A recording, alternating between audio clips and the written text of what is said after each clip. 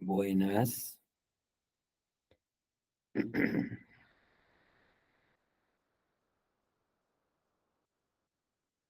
María Constanza Aguilar.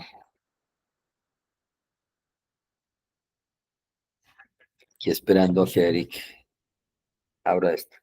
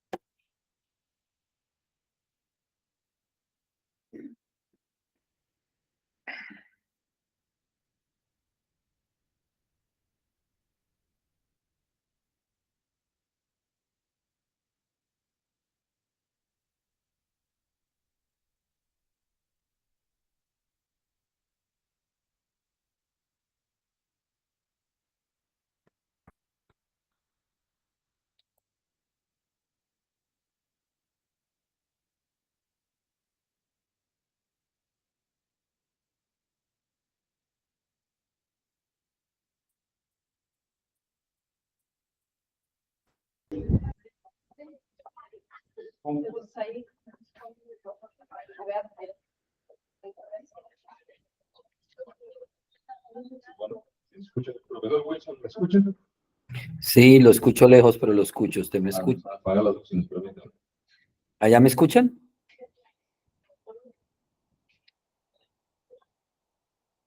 A ver, ahí, profe, hable. ¿Ahí me escuchan? Perfectamente.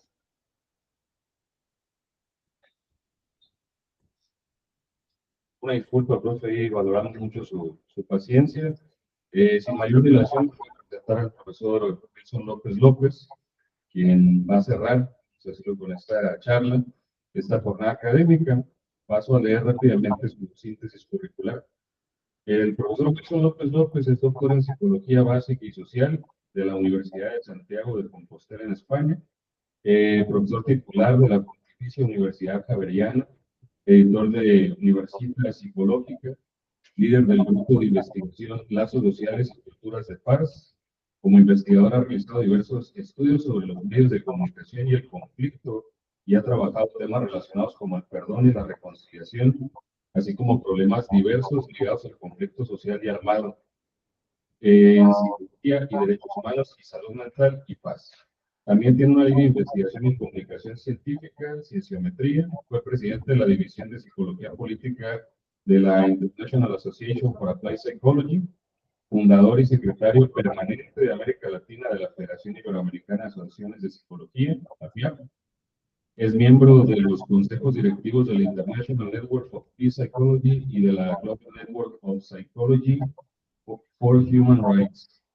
Ganador del Premio Interamericano de Psicología Rogelio Díaz Guerrero en 2017 y del reconocimiento que otorga el Consejo General de Psicólogos de España a una trayectoria de vida de 2024. Aporte a la psicología iberoamericana y Premio Colombiano de Psicología en categoría de investigación en 2017. El profesor ha publicado más de 100 artículos en revistas de todo el mundo en temas de conflicto y paz. Entre sus principales publicaciones se encuentra el libro Psicología Política en América Latina, editado por la Asociación Americana de Psicología, con la profesora Claudia Zúñiga de la Universidad de Chile y Transición a la Paz. Contribuciones de la psicología de la paz alrededor del mundo con la profesora Laura Taylor del University College de Dublín, Irlanda, de la editorial Springer. Y su participación en las guías de salud mental y paz para la Secretaría General de Naciones Unidas, bajo la dirección del profesor Mike Mesles, de la Columbia University. Actualmente se encuentra ligado a los proyectos, temas en co-construcción de un modelo psicosocial de atención en salud mental en comunidades de los Montes de María, en el cual es investigador principal y como investigador en el proyecto de Neurociencia de la Memoria y Perdón en Víctimas del Conflicto, dirigido por el profesor Felipe de Vigar de la Universidad de Duke. Profesor, pues sin mayor ahora sí atraso, le cedemos el uso de la voz. Muchas gracias. Bueno, muy buenas tardes a todas y a todos. Gracias, Eric, por la invitación. Realmente, Eric, después de que pensé el título, dije, este título no va a seducir a nadie, y más tener una audiencia de estudiantes tan grande, pero entonces voy a darle un enfoque, traté de pensar en un enfoque distinto que provocara en los estudiantes un interés por un tema que creo que es fundamental, y es el rol, siempre cuando los estudiantes de psicología están pensando en la psicología en general, piensan en el rol tradicional de ser clínicos o trabajar en recursos humanos en las organizaciones, o trabajar en el sector educativo, eventualmente en temas de comunidades, o ser profesores investigadores. Pero lo que voy a proponer es que se piensen como potenciales gestores y actores en la construcción de políticas públicas. Entonces voy a subir aquí la presentación. A ver aquí cómo la subo. A ver, ventanas. Perdón, es esta, creo que es esta. Sí. Compartir. Me dicen si la están viendo ahí. ¿Se ve bien? Se ve bien, profe. ¿Sí? Sí. Ahora, ¿cómo hago para...? Bueno. Ahí abajo tiene la opción de presentar en pantalla completa.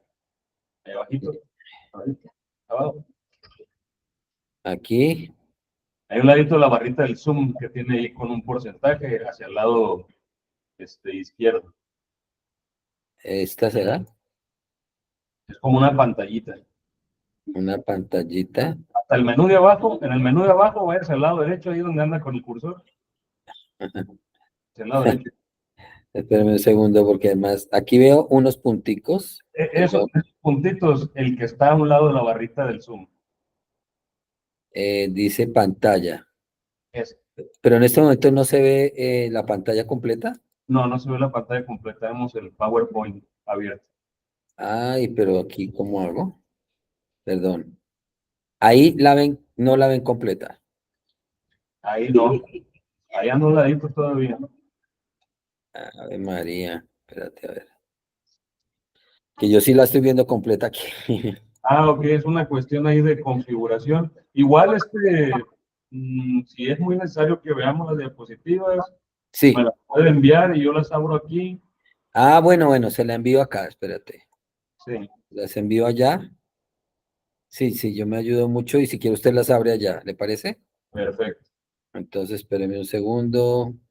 Es que estaba un poco preocupado porque decía, se me está acabando el celular, y si no, el enlace no funciona. Deme un segundo. Ya se la voy a mandar por el WhatsApp, ¿le parece? Sí, pásenme por ahí. A ver, ¿cómo hacemos? Pero mándamelos a mí, yo se los mando con correo. ¿O por dónde la mando? A ver. También tiene mi correo ahí, profe. Sí, sí, sí, espera, ya se lo mando. Mañana correo mejor. Bueno, ya va, ya va, ya va, ya va. Bueno, mientras que haga esta operación, a ver, uy,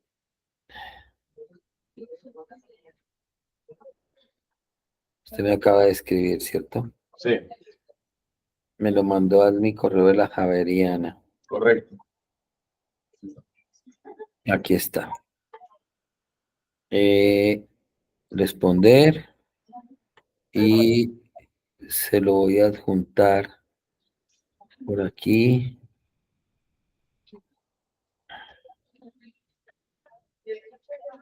Y ya va, ya va, ya va.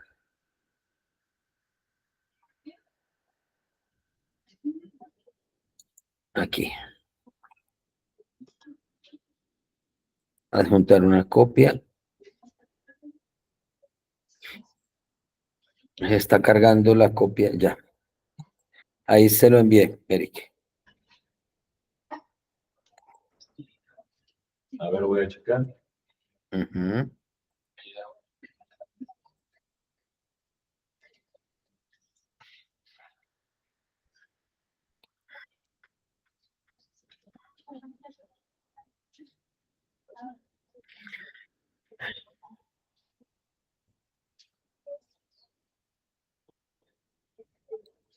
Ah, espérate que puedo decir esto.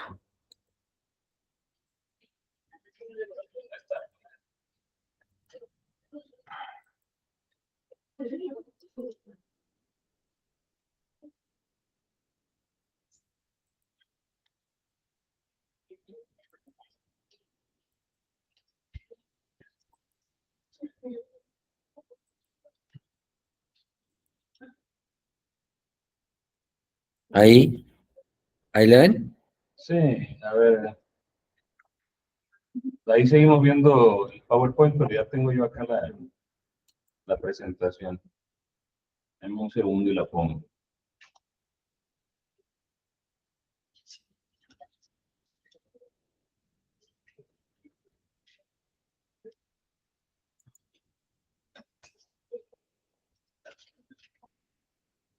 ¿Listo, profe? Ahí está viendo la misma presentación que yo. Bueno, listo. Entonces, lo primero es, si quiere, pasamos a la siguiente, es un poco el tema del psicólogo participando en la política pública. Es decir, una cosa con la que me he enfrentado en los últimos años es, eh, oiga, los psicólogos, ¿qué papel juegan en la política pública y por qué deberían participar más en la política pública y por qué, y cuál sería ese rol que tendrían que ocuparse? Entonces, para eso vamos a empezar por unos conceptos básicos. Primero es que seguramente a veces los estudiantes no se lo piensan, y es que las políticas públicas tienen que ver con decisiones que asumen los gobiernos, los estados, las instituciones gubernamentales para alcanzar objetivos deseables o necesarios, y por un conjunto de medios, ¿no? En general, esas decisiones afectan las sociedades enteras, afectan grupos, y por esa razón nos comprometen. Entonces, todas esas iniciativas y decisiones y acciones de los regímenes políticos frente a situaciones socialmente problemáticas terminan impulsando la creación de políticas públicas. Entonces, la política pública implica en un conjunto de decisiones que afectan, repito, naciones, estados, regiones, y que por tanto, por ese nivel de afectación, implican sociedades, comunidades, individuos. Entonces, si quiere, vamos a la siguiente. Entonces, pero claro, para construir la política pública, pues hay un conjunto como de pasos, ¿no? Y hay un conjunto de instrumentos, y hay y hay que consultar un conjunto de actores, ¿no? Y cuando uno lo empieza a ver, termina diciendo, bueno, pero ¿por qué, quién se puede ocupar desde la psicología del tema de la política pública? Entonces ahí es donde uno se lo piensa. Espérate que ahora quiero pasar a la otra. Aquí, porque no me deja. A esta. Entonces, claro, en general en los, digamos, la Asociación Americana de Psicología eh, tiene estudiantes de doctorado en psicología en el Congreso de los Estados Unidos, por ejemplo, monitoreando leyes que comprometen la psicología. Entonces, por ejemplo, aparece una ley sobre prevención del consumo de tabaco, por decir algo. Y resulta que esa ley va a afectar eventualmente el ejercicio profesional. Pero como esa pueden haber muchas. Es más, como vamos a ver, uno de los campos más fuertes donde más leyes aparecen tienen que ver con la salud mental. A mí no me gusta la palabra salud mental porque vuelve al dualismo mente-cuerpo, pero las políticas de salud mental en general comprometen el ejercicio de la psicología porque muchos psicólogos terminan trabajando en temas como esos. Ahora, ¿dónde aparecen esos actores y eso? Pues uno son el Congreso, como les decía, el Congreso los congresos, el Senado y la Cámara, eh, se discuten leyes que terminan influyendo, repito, o que pueden terminar influyendo no solamente en la comunidad de psicólogos, sino en la sociedad, y esas decisiones sociales terminan teniendo que ver con la psicología. Pero también otro actor que demanda es el propio gobierno. Cuando el gobierno toma iniciativas de ley, toma iniciativas para construir temas, para tratar temas que son complicados, pues también genera iniciativas que van a generar política pública. Pero también los grupos de poder, en ocasiones con agendas específicas, voy a poner un ejemplo y es uno que aquí se ha debatido mucho en los últimos años y es el consumo de azúcar, por ejemplo, eh, pues está generando un montón de problemas de salud. Y resulta que el consumo de azúcar en bebidas azucaradas o de comida, como le denominan chatarra, pues afecta a la salud de las personas. Entonces hay gremios, hay grupos de personas, grupos de interés que van a tratar de construir leyes para que la gente, para ponerle impuestos al consumo de la comida chatarra para evitar que la gente consuma más comida chatarra, ¿no? Y claro, pues, también dentro del Congreso y dentro de los gobiernos aparecen los grupos de interés que son los productores de esos tipos de comida que van a tratar de impedir que esas leyes se den. Ahora, uno puede pensar, ¿y eso qué tiene que ver con la psicología? Pues es que si nosotros asumimos que nosotros las personas somos unidades biopsicosociales, pues una afectación en la nutrición va a afectar la psicología, va a afectar componentes psicológicos, va a afectar el comportamiento en general y no una fracción del comportamiento. Eh, pero también, por ejemplo, un tema que ha pasado es que en el caso de Colombia, el conflicto armado colombiano ha derivado en un montón de dispositivos de justicia transicional que son únicos, ¿sí? Es decir, ¿qué hacemos con 9 millones de víctimas? Entonces la justicia transicional colombiana dijo, hay que reparar a las víctimas y hay que repararlas psicosocialmente. Y entonces no solamente crea una unidad para las víctimas, sino que además crea un montón de dispositivos para asegurar la reparación de las víctimas. Yo no sé si en México en este momento hay una unidad de víctimas, pero deberían tenerla porque las cifras de México de violencia por la guerra del narcotráfico son, son terribles. O sea, México realmente superó a Colombia hace tiempos en homicidios y en la degradación general social que está generando el conflicto con los carteles mexicanos. Claro, cuando usted piensa en eso, dice, bueno, esto está dejando un montón de víctimas. ¿Quién va a ocuparse de las víctimas? Bueno, en Colombia la justicia transicional dijo, hay que ocuparse de las implicaciones que dejan las víctimas, que tiene un costo altísimo en términos psicosociales. Es decir, el estar en medio de un conflicto genera unas heridas psicológicas que deben ser reparadas por el Estado. Y entonces se genera una política pública para atender el tema. Entonces, en el caso colombiano, por ejemplo, ¿a quién se le recomendó que hiciera la reparación psicosocial? Pues al Ministerio de Salud. Entonces, el Ministerio de Salud genera un montón de dispositivos y de programas, eso es pura política pública para atender a eso. Ahora, ¿eso qué significa? Al principio nosotros creíamos que aquí habían muchos psicólogos.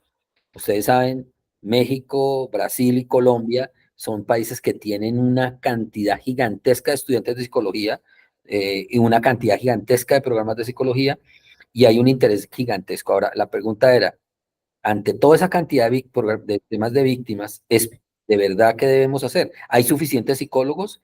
Los psicólogos que estamos formando, esos que están ahí sentados escuchándome, ¿están formados para tratar las víctimas que está dejando la guerra con el narcotráfico en México?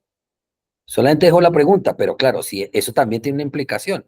Los programas de formación, nosotros descubrimos, al menos en Colombia, que no estaban formando para tratar las víctimas. Y en Colombia la cifra de la unidad de víctimas, que es una unidad del Estado en la cual las víctimas deben registrarse y probar que son víctimas, superan los 9 millones de víctimas, que deben ser reparadas psicosocialmente. Claro, cuando fuimos a ver quién iba a trabajar con eso, la gente no estaba formada para eso. No sé si se están dando cuenta de la dimensión en términos del impacto de temas macro sobre el ejercicio de la psicología. Entonces los psicólogos decimos, oiga, entonces si no los pueden atender los psicólogos, la pregunta es quién puede trabajar con las víctimas. Entonces, claro, como no podíamos los psicólogos porque no estaban formados y porque a pesar de que éramos muchos, todos no querían dedicarse a eso, pues entonces nos metimos en un problema y era que teníamos que abrir el espacio de cuidado, de reparación psicosocial a profesiones que no eran psicología.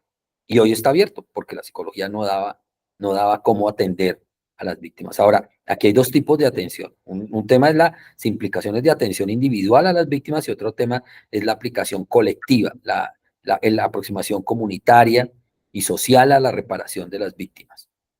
Porque la guerra destruye los tejidos sociales, ¿sí? Eso no solamente la guerra de guerrillas colombiana, sino la guerra con el narcotráfico, claro que también destruye el tejido social mexicano. Lo está destruyendo. ¿Me hago entender? Claro, uno termina dándose cuenta de estas cosas 5, 6, 7, 8 años después, ¿sí? Cuando se construyen temas en que la gente no confía en la institucionalidad, cuando el sistema no da para atender todas las consecuencias psicológicas de los problemas que generan los conflictos violentos. Entonces usted se pregunta, pues, ¿qué hacemos con eso? Voy a poner otro ejemplo que no tenga que ver con conflicto. Los indicadores de pobreza, miseria, y problemas de ese estilo, pues obviamente generan una gran cantidad de problemas psicológicos, ¿sí? La gente no vive pobre porque quiere, ni en la miseria porque quiere, sino porque hay una estructura económica, las estructuras macroeconómicas y económicas destruyen fuertemente, eh, pero poderosamente, destruyen los tejidos sociales. ¿Sí me hago entender? Entonces aquí hay que pensarlo, nosotros tenemos que pensarnos en esa dinámica. Entonces aquí el Congreso, recapitulando, el Congreso, el gobierno, los gremios, las cortes. Resulta que aquí empezamos hace unos años a que, por darles otro ejemplo, la adopción de hijos por parte de parejas del mismo sexo. Y uno dice, ¿qué tiene que ver la psicología con eso? Pues la Corte Constitucional le pide a las universidades en ese momento, pero después le pide al Colegio de Psicólogos. Aquí no hay sino un solo colegio, no es como en México que hay 25,000 colegios, aquí no hay sino un solo colegio. Le pide a la Asociación Colombiana de Facultades de Psicología, allá hay un CNEIP, sí, en México, les dice, mire, deme un concepto, ¿será que las parejas homosexuales o de lesbianas pueden adoptar? Hay argumentos para que piensen que es adopción. Y eso, claro, le piden a los psicólogos que supuestamente debemos hacer investigación sobre el tema, sobre eso. Ahora, ¿qué ocurre cuando damos un concepto a una corte? Pues que la corte lo usa para argumentar una cosa u otra, es decir, y esa argumentación influye en la política pública que se toma.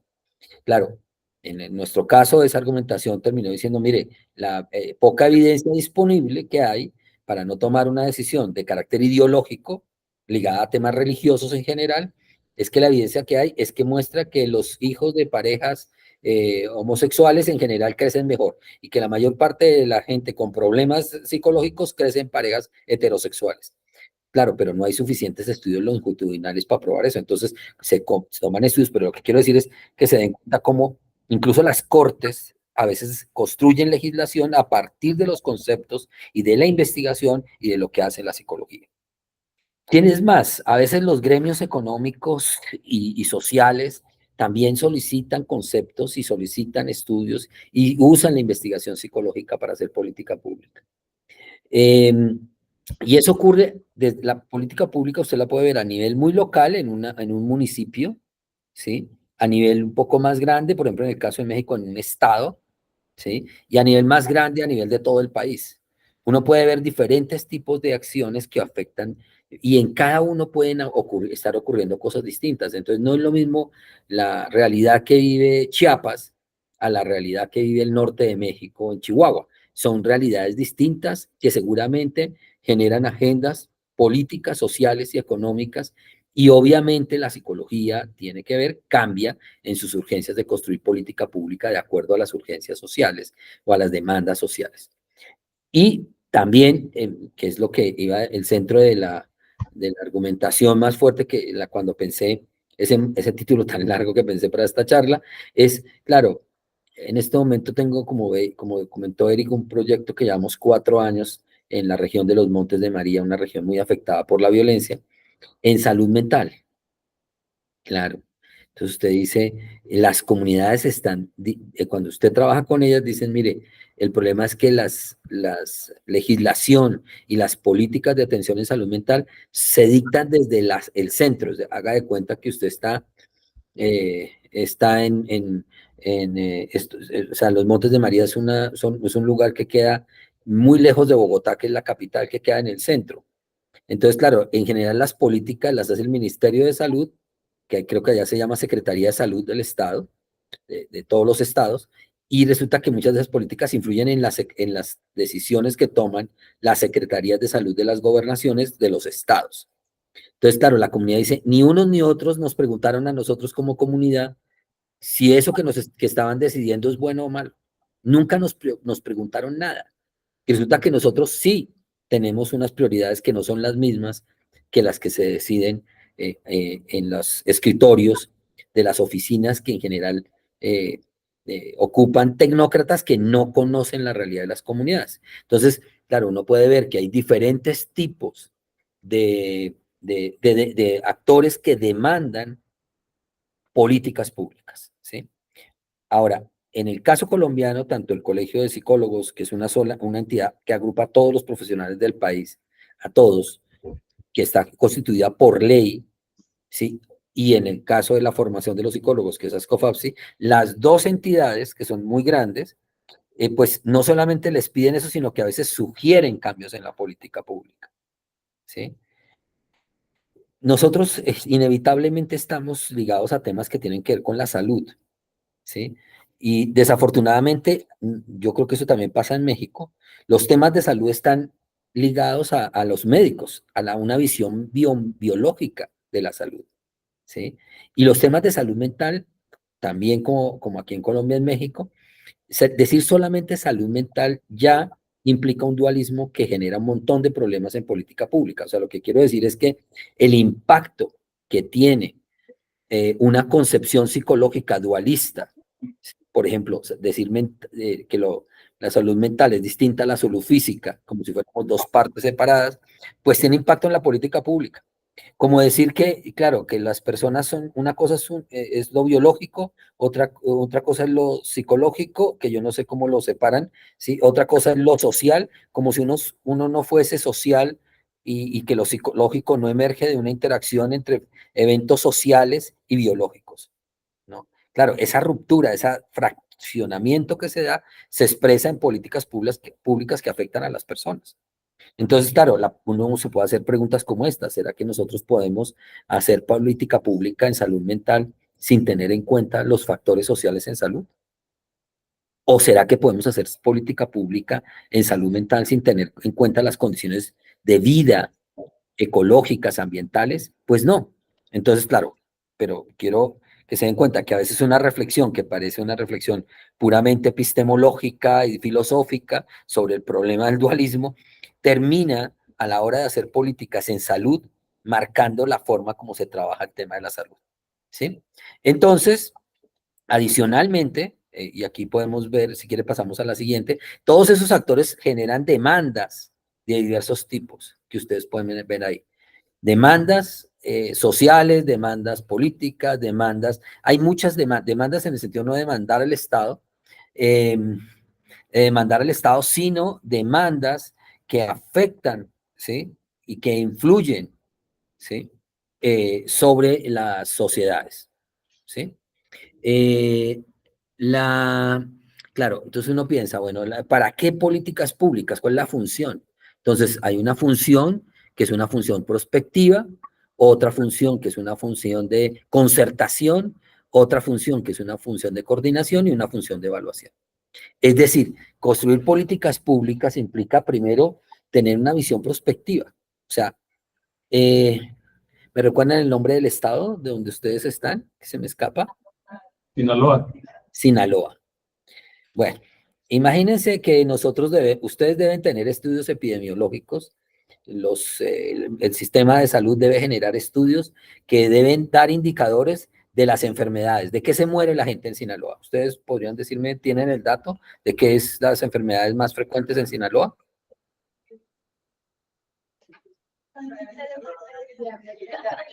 ¿Cómo? Cardiopatías, ¿Qué más?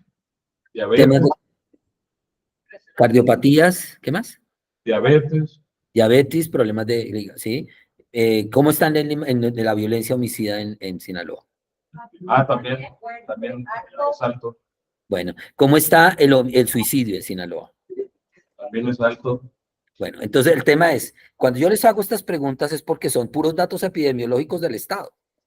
Ahora, no en todo el estado de Sinaloa se ocurre todo eso en forma simultánea. Seguramente hay lugares, o sea, municipios dentro de Sinaloa, ustedes le llaman municipios también, ¿cierto? O sea, los Correcto. pequeños pueblos, pueblos en Sinaloa, que tienen diferentes tipos de comorbilidades y de temas con los cuales la gente se enferma y de los cuales muere la gente. Ahora, les hago una pregunta. Digamos, que ustedes podrían preguntar, ¿será que la psicología tiene algo que ver con el tema del tema de la diabetes? Sí. Sí, Claro que sí, claro que sí. Porque el tema de la diabetes tiene que ver con un tema de consumo de alimentos.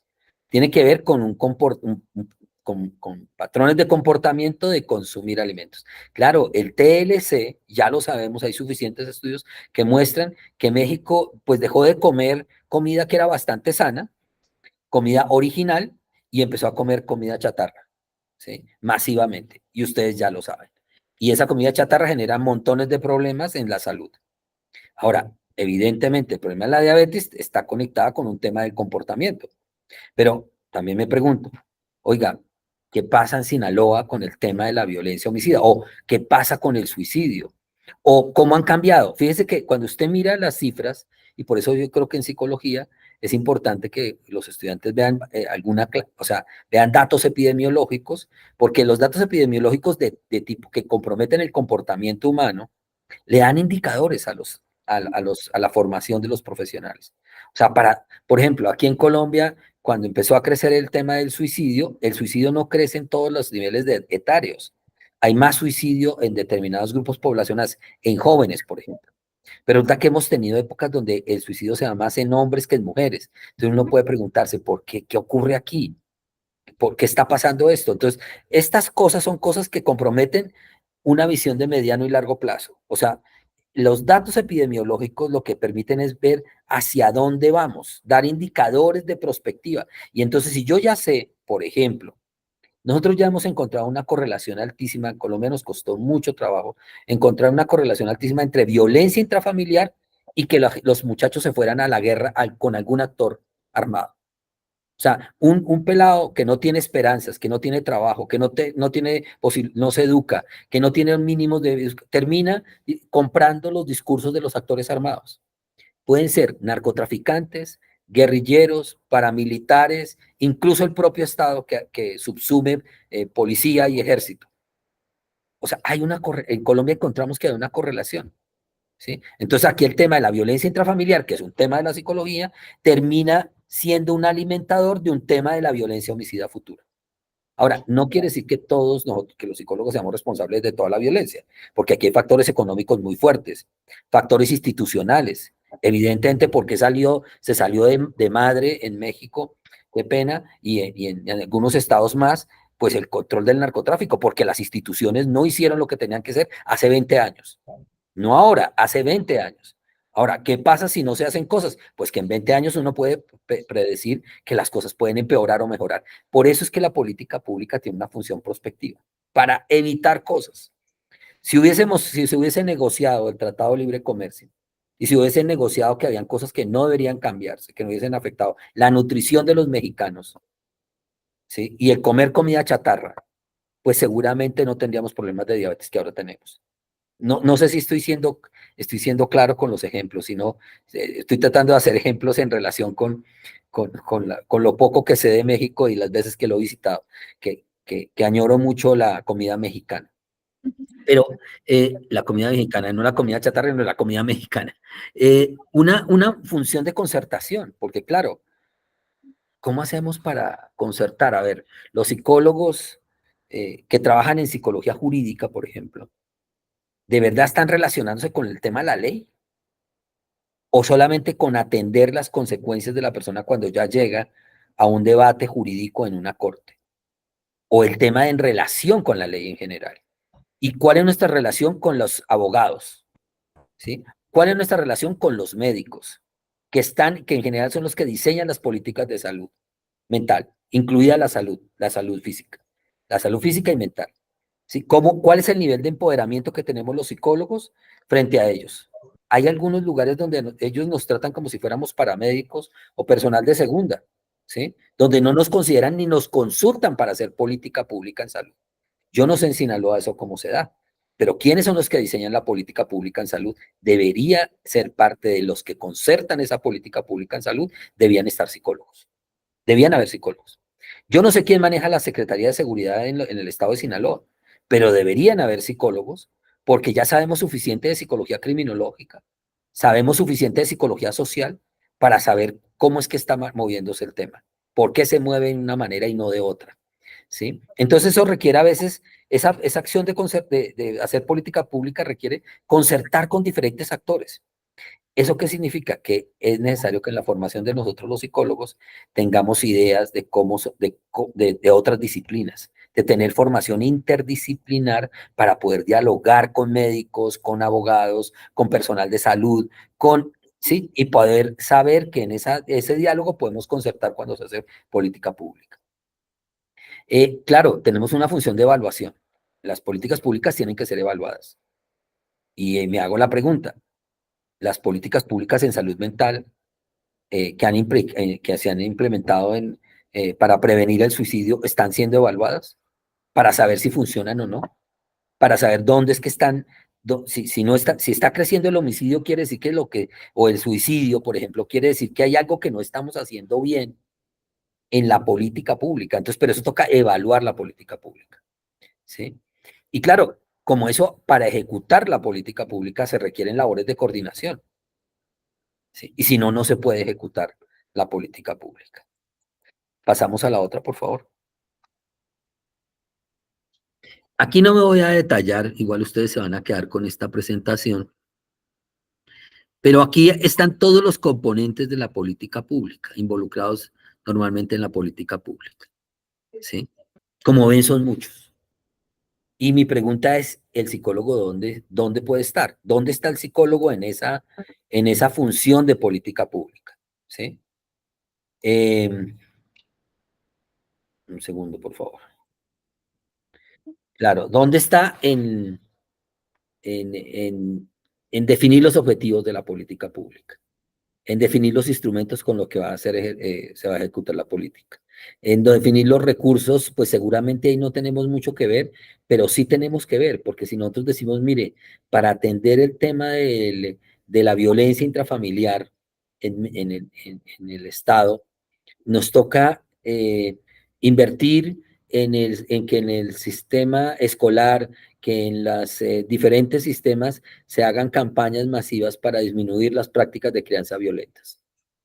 Miércoles. Eso implica una mayor presencia de psicólogos haciendo prevención, haciendo formación de comunidad, haciendo formación con los padres. Implica que los psicólogos en el campo educativo deben trabajar sobre múltiples temas de convivencia y resolución de conflictos para evitar que la violencia sea el recurso para resolver los conflictos. Significa que tenemos que hablar con las autoridades y todos esos son recursos, ¿sí? Se vuelven recursos, ¿sí? ¿Quiénes son los beneficiarios de esa política? ¿A quiénes van a beneficiar? ¿Quiénes son los que, la definición de los programas estratégicos, o no los que se van a aplicar ya, sino los que van a dar como resultado de 5 años después? ¿Quiénes son, cuáles son los esquemas de ejecución que pensamos? Ya sabemos que hay muchas políticas públicas que no funcionan, entonces debemos pensar por qué no funcionan, ¿sí? ¿Cómo hacemos seguimiento? ¿Cómo jerarquizamos los problemas? Entonces, en ese sentido, para darles un ejemplo, nosotros terminamos, claro, cuando fuimos a trabajar en los Montes de María, ¿sí? En esa región que ha sufrido tanto, tanto, ¿qué nos encontramos? Que nosotros les pedimos a las comunidades que jerarquizaran, que priorizaran cuáles son los problemas que ellos veían prioritarios en la atención en salud mental. Y resulta que las comunidades dijeron, porque la gente en general cuando piensa en salud mental piensa en ansiedad, depresión, estrés postraumático, comportamiento suicida, bueno, y algunos desórdenes, entre comillas, psiquiátricos, que no me gusta nada ese lenguaje, pero ese tipo de cosas. Pero resulta que la comunidad dijo, no, el problema central de salud mental de nosotros es la violencia intrafamiliar. ¿Y cómo tratamos la violencia intrafamiliar? ¿Y cómo hacemos prevención de violencia intrafamiliar? ¿Y dónde se da la violencia intrafamiliar? ¿A qué se refiere? ¿Violencia de la pareja? ¿Violencia en las prácticas parentales? O sea, violencia en la crianza. ¿Violencia entre padres e hijos? Uy, y cada una tiene formas distintas de abordarse, ¿sí? Entonces, no sé si se dan cuenta que realmente cuando uno piensa la política pública, se vuelve un tema que nos compromete por completo. En Colombia tuvimos que hacer una ley y aquí hubo psicólogos involucrados, cada vez hay más psicólogos involucrados en la construcción de leyes. Por ejemplo, hubo unos psicólogos que trabajaron que habían trabajado por años haciendo investigación, evaluando los efectos nocivos del uso de prácticas violentas en niños. Y claro, prácticas de crianza violentas en niños tienen consecuencias funestas para el comportamiento posterior de los niños. ¿Qué significó eso? Que tocó a los psicólogos y un grupo de personas, de diferentes actores, impulsaron una serie de leyes para hacer política pública, para prohibir, para prevenir, prohibir y eliminar la violencia en las prácticas de crianza. ¿Sí? No sé si me estoy haciendo entender con eso.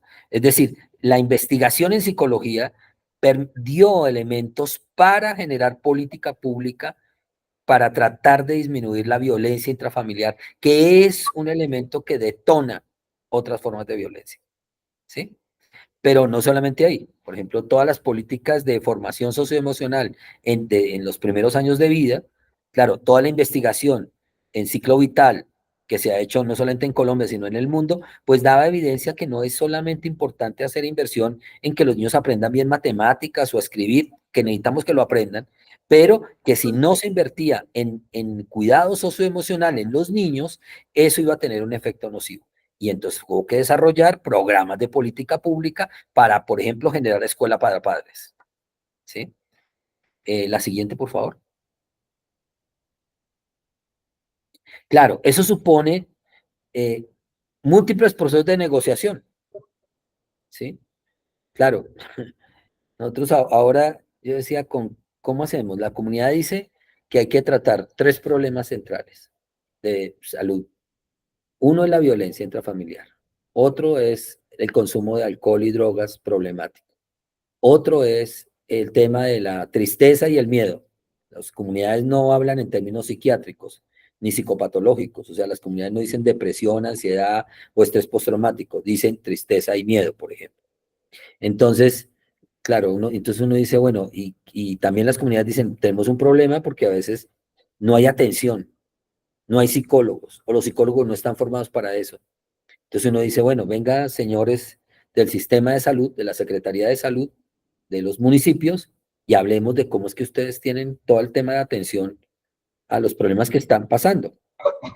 Y entonces uno tiene que negociar con ellos. Oiga, ¿será que en su presupuesto están dejando dinero para contratar psicólogos para que trabajen esto? Entonces tiene que negociar, ¿sí? Que toca miércoles, ¿cómo vamos a hacer para ganar una batalla que nos va a tocar mucho, mucho, mucho? Que es ganar una batalla que hoy que parece muy conceptual y filosófica, que es esa ruptura de mente y cuerpo, ¿sí? Ese dualismo mente-cuerpo, miércoles. Y si los médicos les sirve hacer eso, ¿sí? Les sirve, ¿y a quién más les sirve? A las empresas que medicalizan. ¿A quién más le sirve? Pues en Colombia, desafortunadamente, la mayor parte de la atención en salud psicológica, psiquiátrica, se mide por el número de camas disponibles. Claro, eso le sirve a los hospitales privados, ¿sí? Entonces uno empieza a ver, bueno, miércoles, entonces, ¿cómo hacemos? Porque ellos no van a querer que la política pública prevenga. Yo siempre cuento esta anécdota que pasó hace poco. Estamos trabajando este tema y yo estoy entrevistando a una persona que es la directora de una clínica. Y ella dice, es que si hacemos más prevención, yo me quedo sin negocio porque no lleno las camas. A la señora se le salió. Dijo, ay, no, no, no, perdón, borren eso de la entrevista. A ella se le salió que en la clínica de ella vivía de que tuviese más camas llenas con pacientes con problemas de salud psicológica. No sé si me estoy haciendo entender. Entonces, claro, cuando uno se trata de construir, le toca negociar con múltiples actores, pero le toca negociar conceptos, le toca negociar, claro, en esto, qué sé yo, a mí me invitaron al Senado de la República a hablar de qué hacemos con la salud mental de las víctimas del conflicto armado. Y entonces, ¿quién citó? Dos senadores, ¿sí? Pero invitaron a otras personas, invitaron a los que manejan la unidad de víctimas, los que manejan los de el Ministerio de Salud, los de un montón de ministerios, ¿listo? Los invitaron al este. Claro, todos ellos son actores distintos, que tienen intereses distintos. Algunos de esos actores tienen intereses, entonces aquí hemos descubierto que empresas farmacéuticas, pues, ¿qué les interesa? Que los problemas psicológicos se traten con fármacos, porque eso es dinero, porque hay mucho dinero. Entonces, ¿les interesa generar acciones de prevención? ¿Una psicología de la salud centrada en la prevención? ¿Le interesa? Pues no les interesa. No sé si me estoy haciendo entender. Entonces, claro, la negociación en ocasiones es fuerte. Ahora, ellos tienen mucho dinero. Dinero que permite a veces sobornar a los políticos. Dinero que permite influir en los políticos para que se muevan en una u otra dirección. Ahora, nos toca a veces negociar sobre las implicaciones y las consecuencias. Entonces, eso es más difícil. O sea, mostrarle a la gente, mire, si nosotros no tratamos ahora y prevenimos y hacemos acciones para prevenir la violencia intrafamiliar, vamos a tener ciclos de violencia sistemático en todos los niveles. Vamos a alimentar los actores en la guerra y en el conflicto. Así que, por tanto, tenemos que invertir en prevención de violencia, en prácticas de crianza, ¿sí? Tenemos que negociar cómo es que se implementan las cosas y en cómo se le hace seguimiento. Claro, hay muchos actores que no les interesa, que les interesa es, venga, de esto cómo puedo ganar yo. Por ejemplo, las organizaciones no gubernamentales en países en conflicto, pues ganan porque se meten a hacer trabajo, y no quiere decir que esté mal, sino que ellos ganan porque les generan recursos para que tratar problemas específicos. Pero a veces no tenemos seguimiento de lo que hacen. Entonces nos toca preguntarnos, ¿quién hace seguimiento para ver si esa política pública que se está usando está funcionando o no? ¿Sí? Entonces, cuando pregunto, ¿y el psicólogo? Pues el psicólogo está metido en todos estos procesos. ¿Sí? Pero nos toca, sí, yo creo que por eso tiene mucho sentido esto de formar, de que ustedes, una nueva generación de psicólogos mexicanos, entiendan que el valor de entender la política pública y las múltiples esferas en las que nos comprometen. Pero a veces tenemos que hacer más esfuerzos de formar en esos procesos para poder negociar con toda esa cantidad de actores, intereses, y con esos recursos. La siguiente, por favor. Claro, en las fases, ¿qué hace el psicólogo? ¿No?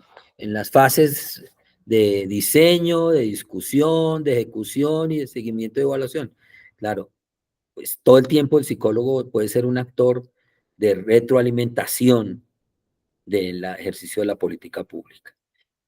Realmente nosotros tenemos un montón de competencias que nos permiten estar más cerca de lo que nos imaginamos, tanto del diseño como de la ejecución, como de la evaluación de políticas públicas. La siguiente, por favor. Entonces, pues en las que más, en las áreas en que más usted puede ver, estos son políticas públicas en educación, en derechos humanos, en anticorrupción, en salud, en protección social, ¿no? En esas son algunas de las áreas, pero hay muchas más, ¿sí? Eh, no sé qué tanta investigación hay de psicólogos y el tema de la corrupción, pero ya hay toda una línea de investigación en psicología de la corrupción. O sea, ya hay toda una línea de investigadores en el mundo que no solamente trabajan desde la perspectiva colberiana del tema de la conducta moral y tal, sino de los múltiples factores que inciden en el comportamiento corrupto, ¿sí? O sea, ¿qué hace que nosotros legitimemos más la corrupción? ¿Por qué unos lugares la legitiman más y otros menos?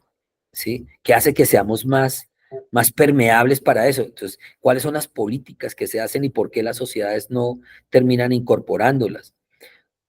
Eso pues ya les he comentado suficiente. En términos de salud hay muchísimo tema que en donde esto, pero incluso el tema de derechos humanos. Claro, la psicología tiene que hacer, como he dicho yo en varios escenarios, una agenda sobre derechos humanos, ¿sí? Los derechos humanos no son una cosa marginal, y más ahora que ha sido tan vulnerada por las guerras. Las guerras destruyen esa idea reconciliatoria expresada en la Carta de Derechos Humanos. O sea, ese tema se vuelve un tema muy relevante, no es un tema marginal, y no es un tema de una sociedad u otra. ¿Sí? Si usted acaba de salir el Global Peace Index, que tiene unos datos específicos para México, para todo México, no sé, y además creo que está dividido por estados, pueden entrar y verlo, eso es gratuito, y usted puede ver cada estado cómo está en paz y derechos humanos. Y claro, usted dice, uy, ahí, ¿qué tiene que ver la psicología con eso? Pues claro, porque los psicólogos trabajamos en la evaluación de los impactos de violaciones a derechos humanos, ¿sí? ¿Quiénes terminan trabajando con las víctimas? Pues psicólogos. ¿Sí? ¿Quiénes pueden terminar incidiendo algo en las políticas públicas de derechos humanos para la atención a las secuelas que deja la violación sistemática de derechos humanos? Pues los psicólogos. ¿Sí? La siguiente, por favor.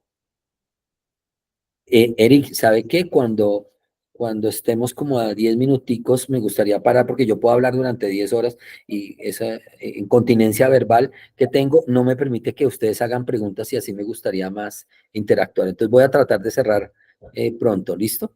Entonces hay múltiples actores. Repito, ahora por ejemplo está muy fuerte el tema el rol del psicólogo en el mundo de las empresas y el trabajo. Ahora hablan de seguridad psicológica y hablan de un montón de temas que tienen que ver con temas de salud en el mundo laboral. Y eso compromete el ejercicio de los psicólogos, ¿sí? En temas ambientales, ya hay, Lancet ha hecho estudios metaanalíticos y estudios macro por mandato de Naciones Unidas donde muestran que el efecto del calentamiento global en el mundo en términos de lo psicológico y de la salud psicológica es gigantesco, no es menor, es gigantesco.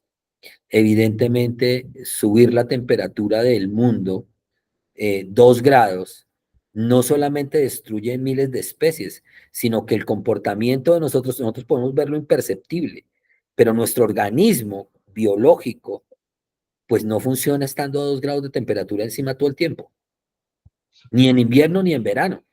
O sea, nuestro cuerpo inevitablemente se ve afectado, pero cada vez van a aparecer más estudios y por eso yo creo que un área muy fuerte de trabajo de la psicología va a ser la psicología ambiental, que aún no ha encontrado bien y desarrollado todo el nicho potencial para mirar las consecuencias que tiene y la necesidad de hacer mucho más por incorporar y apropiar en en la ciudadanía y en las comunidades temas de cuidado proambiental, ¿sí?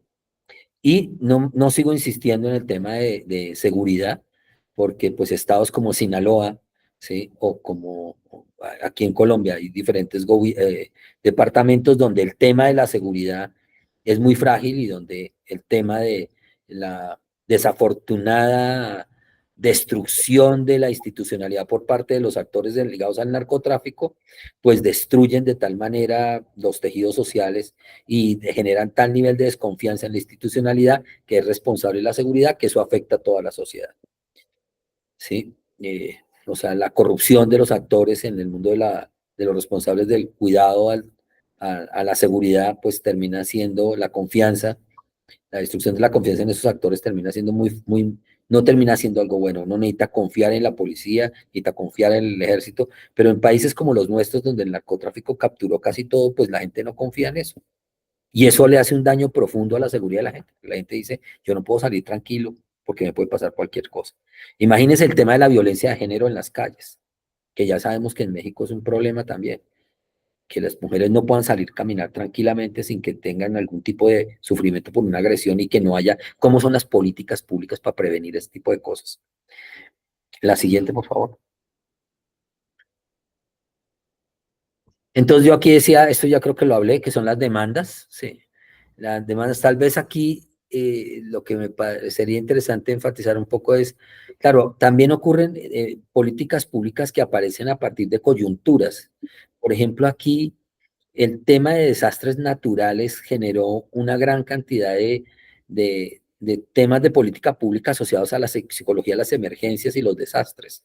Es decir, tenemos formados a los psicólogos para que sepan manejar después de una catástrofe las poblaciones, saben de primeros auxilios psicológicos, saben qué hacer ante eso, nos preparamos. Entonces, a veces esto se vuelve un tema que la política pública termina siendo algo por una coyuntura, o sea, ocurrió una gran tragedia ambiental, ¿sí?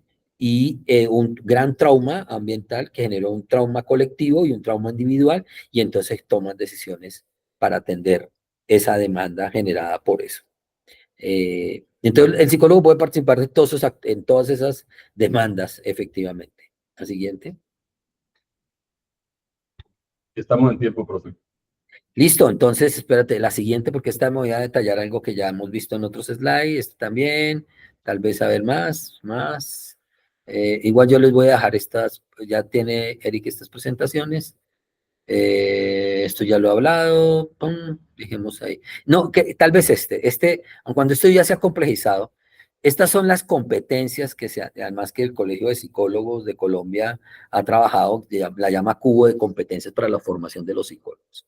Entonces, como ven ahí hay una dimensión como en ese cubo de carácter individual y familiar, una social comunitaria y políticas públicas, ¿no? Esto es este cubo que hizo el Colegio de Psicólogos, una comisión del colegio que creo que ahora es más complejo, hay una versión mucho más reciente de esta, es para trabajar las competencias del psicólogo.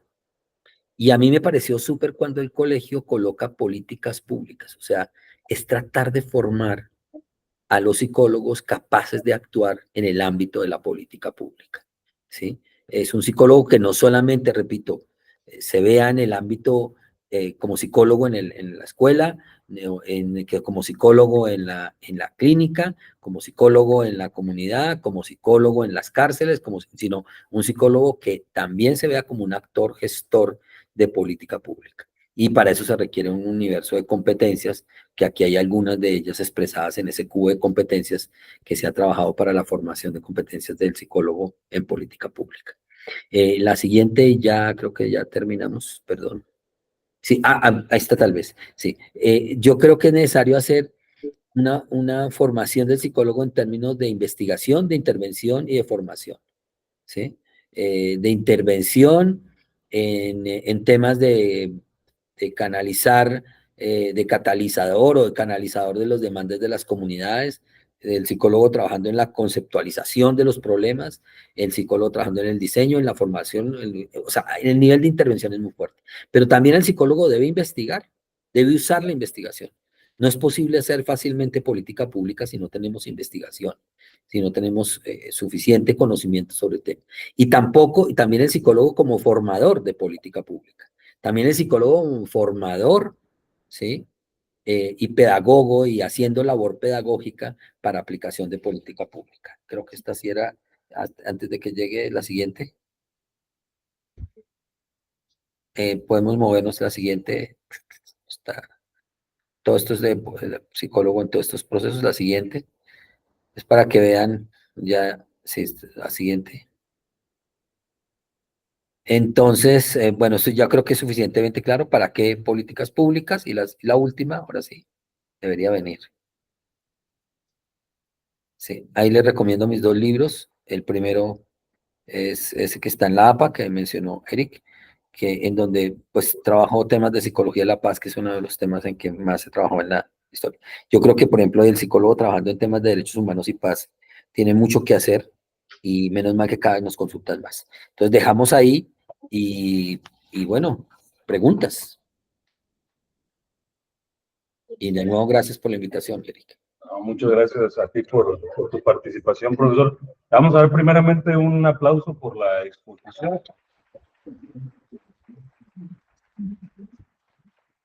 Sumamente agradecidos con su tiempo, profe. Y pues no sé si tenemos todavía chance de preguntas. Sí. Entonces, para que pasen ahí el micrófono, por quien tenga alguna pregunta, claro. Adelante.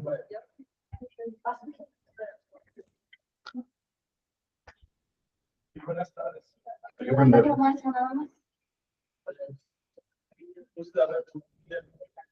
No le oigo.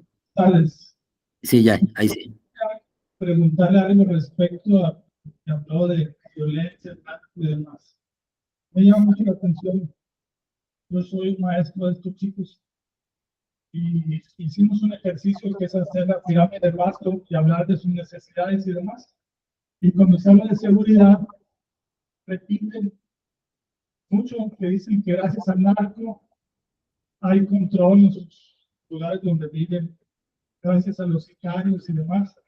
Y yo se me rasco la cabeza y digo, bueno, son parte del problema, de la solución de estos psicólogos sociales y comunitarios, ¿no? Entiendo el proceso que ustedes han vivido y yo sí quisiera comentarle que ¿qué nos falta tal vez a México?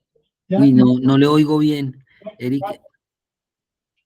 no me escucha, perdón. Igual le resumo el planteamiento. Eso, sí. Sí, se trabajó un ejercicio aquí con estudiantes de la carrera y comentaban que se sentían a veces más seguros con el hecho de que haya grupos de crimen organizado en sus comunidades, y el profesor plantea la cuestión de, bueno, ¿qué está haciendo falta acá en México? Como la cuestión ahí de la percepción propiamente, vamos a llamarlo así, de la seguridad ahora a cargo, ¿no? De los grupos delictivos. Algo así. Sí, no sé si, sí, ya el profe que estaba ahí, ¿es eso? ¿Que quiere que le comente? Sí. Sí, dice que sí. Bueno, mire, en Colombia también ha pasado eso. Es decir, cuando los grupos, cuando las FARC, por ejemplo, hizo el proceso de negociación, ellos tenían una serie de territorios bajo control y claro, cuando viene la negociación ellos se van.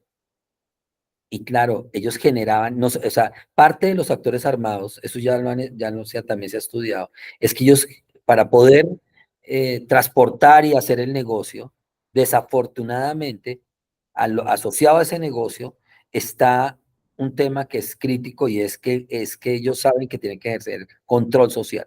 Y ese control social, pues claro, la gente puede decir, bueno, si ellos están controlando esto, pues aquí, por ejemplo, no van a robar. Entonces, claro, cuando las FARC se van, dejan esos huecos, el Estado no copa el lugar. Y ahí es el error, porque el Estado debió haber copado, ¿sí? Con policía, con ejército, con institucionalidad. Porque es que, qué pena, lo que está aquí en juego es que la sociedad tiene un pacto social para poder regular las relaciones de violencia. Eso no la puede regular un actor armado. Entonces voy a poner un ejemplo. No es posible que un actor armado venga y diga, me juzgue a mí qué sé yo, juzgue a alguien de la comunidad porque es denunciado por otra cosa y entonces el resultado de ese juicio es que lo asesinan.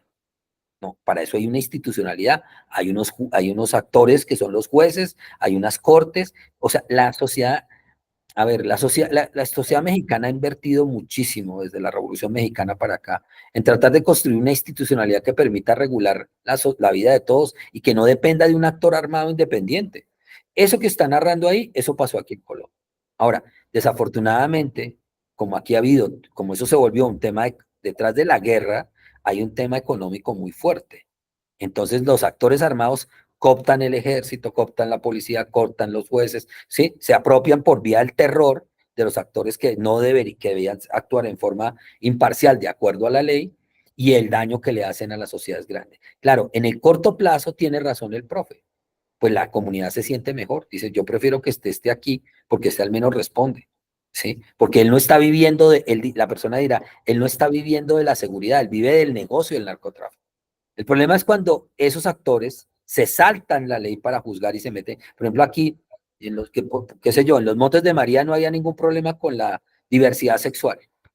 Y esos tipos decidieron perseguir cualquier persona que, o sea, decidieron ellos. Y entonces empezaron a matar personas por su condición de diversidad sexual.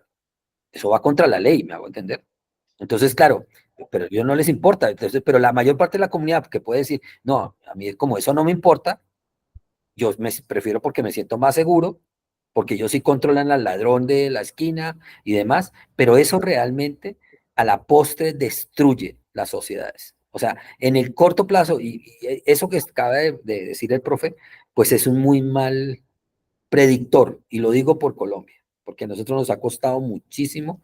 Todas las cifras de Colombia han mejorado, pero aún así eso nos ha costado muchísimo porque también aquí pasaba eso que dice el profe, de allá. O sea, que habían comunidades que decían, no, yo prefiero que estén aquí, pero el problema no es prefiero que estén aquí, es que ahí el que debe estar es el Estado, porque además ustedes y nosotros y todos nos cobra el Estado impuestos, con el cual se sostiene esa institucionalidad y esa institucionalidad uno asume que confía en ella porque es la responsable de las políticas públicas que se implementan para el bienestar de todas y todos.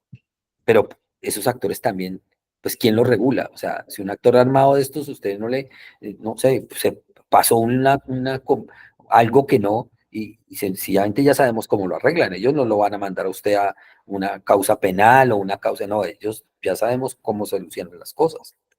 Entonces, sí, es inevitable que las comunidades se sientan en el corto plazo mejor, pero a largo plazo, en mediano y largo plazo, es realmente funesto para la construcción de institucionalidad pacífica, ¿sí? Porque son muy vulnerables y porque además el Estado mismo debe garantizar eso, porque eso es parte de su función, ¿sí? Entonces, sí. Sí. Hay otra pregunta, yo creo que de aquí se alcanza a escuchar. En concreto, ¿qué es lo que han hecho en Colombia para esa transformación que están viviendo? ¿Es a través de las políticas públicas o en un conjunto de todos? Sí, hay muchas cosas. Es que hay, buena pregunta, porque es que ojalá pudiese decirles una sola cosa. No, aquí la sociedad civil ha actuado en forma de presiones, sociedad civil a través de organizaciones no gubernamentales internacionales y nacionales que han generado presiones sobre la gobernanza a nivel local y nacional. Esa gobernanza no se expresa en todo el país, eso es una cosa importante. O sea, no es lo mismo la sensación de seguridad que usted tiene viviendo aquí en Bogotá, en la capital, a la que tiene viviendo allá en los Montes de María. En las ciudades, en los lugares más lejanos, los grupos armados pueden tener más control. Entonces, ese tema es, además, ahora, sí, lo que yo sí creo es que ha habido una presión muy fuerte, por ejemplo, oiga, no podemos, o sea, es que en Colombia llegamos a un momento como el que está en México, que la vida no valía nada y en las cifras, y matar a alguien era irrelevante, ¿sí? Claro, ¿qué hacemos para detener eso? O sea, no, los actores armados no pueden, ¿sí? O sea, hay un límite. Oiga, que secuestraban en forma masiva. Oiga, que la violación a las mujeres. ¿Me hago entender? Lo que quiero decir es que son muchas medidas, pero por eso es que el tema de la política pública es que usted debe, primero, claro, hay temas mediáticos importantes, o sea, el papel de los medios de comunicación es relevante, el construir narrativas sociales que legitimen cualquier forma de acción violenta, y en eso la psicología puede aportar, mostrando las consecuencias que tiene ese tipo de acciones, pero también es el tema de los actores económicos que controlan la economía del lugar, y a veces la psicología no tiene que ver con eso. Si me hago entender, no tiene suficiente poder. Les decía, en Colombia ha llegado el punto en que hay psicólogos senadores y psicólogos representantes a la Cámara, que hay dos cámaras, no sé, en México creo que no hay sino una, pero aquí hay dos cámaras. Y claro, pues esos actores tienen un papel y a veces usan la psicología que han aprendido para poder tratar de influir en cosas. Pero claro, es el psicólogo también formando parte de los temas de inteligencia estratégica, de los temas de seguridad. Es el psicólogo que se ha consultado por la justicia. Es el psicólogo, lo que quiero decirles es que problemas tan complejos y los resultados de los efectos que mucha gente, macroconductuales, como la violencia, los efectos nocivos en la alimentación y las enfermedades que les preguntaba ahora, desafortunadamente hay muchos actores, entonces, claro, nos toca saber que muchas de las acciones nuestras tienen que ir a diferentes actores, ¿sí? Tienen que influir en diferentes tipos de actores. Por ejemplo, yo ahora estoy buscando que los resultados de este proyecto que hicimos allá, pues que los vea los senadores que están tramitando la nueva ajustes a la ley de salud mental en Bogotá, pero que lo vean los que trabajan responsables se llaman responsables de salud, referentes de salud mental en los departamentos que componen el lugar, pero que lo vean los medios de comunicación, pero que lo vean, me hago entender, uno tiene que tratar ahora, con eso no estoy diciendo todos los que están aquí sentados, los estudiantes, seguramente dos o tres van a poder decir, mire, vamos a tratar de trabajar en esto, ¿sí? Pero por eso es tan relevante el papel de los gremios, ¿sí? El papel de las universidades, para que la voz sea la voz de la universidad, no de no una sola persona. Creo que lo que con esto es un llamado de atención a que los psicólogos pensemos que nuestro rol en las políticas públicas en todos estos campos es muy relevante y puede ser muy relevante y puede que solamente trabajemos en un componente, ¿sí? En un componente, para que los estudiantes de psicología a veces se den cuenta que un tema que parece puramente filosófico termina teniendo consecuencias en muchos sentidos en otros campos, ¿sí? Para que los estudiantes evidencien que deben aprender mucho más de otras disciplinas, ¿sí? No solamente del campo individual de lo psicológico, sino que lo psicológico compromete elementos comunitarios y sociales. Entonces yo creo que, profe, la que fue otra profe la que preguntó, en Colombia hemos hecho muchas cosas y vamos a seguir haciendo muchas. En ocasiones las hacemos en forma bastante desordenada, o sea, como hay yo creo que aquí nos ha afectado como que muchos grupos dicen como que tenemos que hacer algo. Entonces, no, así no haya coordinación sobre las acciones, y así a veces no se sostengan, se han intentado tantas acciones que muchas de esa confluencia, por ejemplo, a veces uno dice, uy, esto mejoró, ¿sí? Mejoró. Ahora, parece, unos consensos, entonces por eso ha mejorado el tema del homicidio en Colombia, ¿sí? Seguramente también eso no ha mejorado no solamente por eso, sino porque toda la guerra del narcotráfico se desplazó a México, ¿sí? Entonces, pues ustedes desafortunadamente son el centro de esa guerra ahora y pues desafortunadamente lo que pasa allá, pasó acá, y es que la mayor parte de las personas que terminaron sufriendo eran personas desarmadas, ¿sí? Sociedad civil desarmada. Entonces esa misma sociedad civil le toca ver cómo negocia con los diferentes actores. Eso ha pasado aquí en Colombia. Hay comunidades donde terminan negociando con los actores, dicen, mire, no, por favor, aquí el respeto a la vida, el respeto, que no haya abuso hacia las mujeres, que no haya abuso hacia los niños, que no haya, respetemos unas cosas. Esa convivencia que decía el profesor antes, de que a veces ocurre cuando el Estado no está y entonces un actor armado ilegal toma el control. Entonces, pero aquí lo que se hizo es que en muchas ciudades, pues eso no se ha permitido, ¿no? En otras, o sea, no se puede decir que hay una cosa uniforme, sino que hay muchas iniciativas que se han utilizado y que si no, y que nos han ayudado a transformar algunas de esas prácticas que son supremamente nocivas para nuestras sociedades. Sí, profe, pero yo quisiera darle tener una respuesta más, más sencilla y no es tan fácil. O sea, todavía estamos en medio de seguir aprendiendo. Por eso nuestros países, desafortunadamente, son laboratorios de tratamiento de estas cosas, ¿no? Y vamos a seguirlo siendo porque el conflicto no va a desaparecer, no hay indicadores que digan que va a desaparecer. Muy bien, profe. Qué pena, suficientemente optimista. Sí.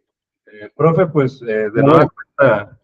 valoramos mucho, perdón, ¿me escuchas? Sí, no, lo que iba a decir es que, pero el ánimo que tenemos que darle a los estudiantes, porque yo sé que mi esposa me va a decir que son estudiantes, que tienes que ser más positivo, que tienes que darles ánimo y no sé qué, y sí, o sea, los psicólogos tenemos mucho trabajo, lo que quiero decir es, tenemos mucho trabajo, mucho que hacer, ustedes son jóvenes y van a poder aportar a toda la construcción del tejido social de Sinaloa y porque nadie más lo va a hacer, ¿sí? Nadie más lo va a hacer, o sea que uno no tiene alternativas. ¿Para qué se metieron a estudiar psicología? Para aportarle algo a la sociedad, para construir una mejor sociedad.